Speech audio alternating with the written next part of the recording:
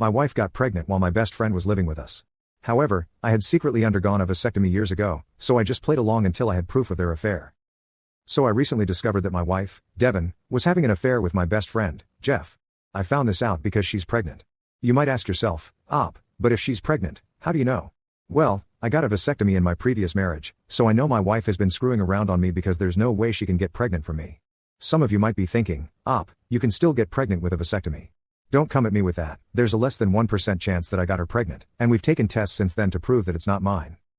So, there's some context. My best friend Jeff recently went through a divorce earlier this year, and I grew up with this guy since we were in grade school. I mean, we're basically brothers. We were both the best man at each other's weddings. We went to college together and took the same courses.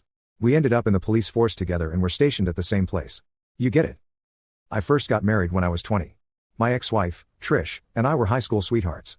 I was the small-town hockey star who everyone knew was going somewhere. She was this smart, cute, funny pastor's daughter who everyone loved. Anyways, we ended up having our daughter when we were 21 and our son when we were 2. After my son, my ex-wife and I decided we didn't want any more children, so we decided that I should get a vasectomy. So without telling anyone, I didn't feel like I had to announce it to the world. I went in for a simple lunch surgery and went back to work, and no one was the wiser. My ex-wife and I ended up drifting apart, and we separated amicably. It's not that we didn't love each other, we did, but the love just changed. She had started up this home organization business after the kids were old enough to be a bit more independent, and she got really successful with that and wanted to make the brand bigger, so she put in a lot of time with that.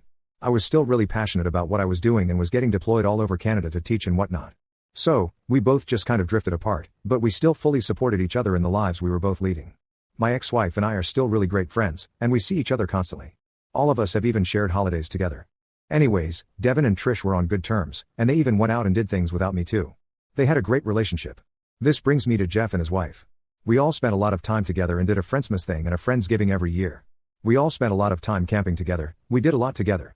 So when he said that he was getting a divorce from his wife, Amy, it sort of hit the friend group hard, and we tried our best to support them in whatever way they needed. However, Amy really gave it to Jeff hard and was saying that she was going to take the kids to Ontario to be with her parents, who still live there.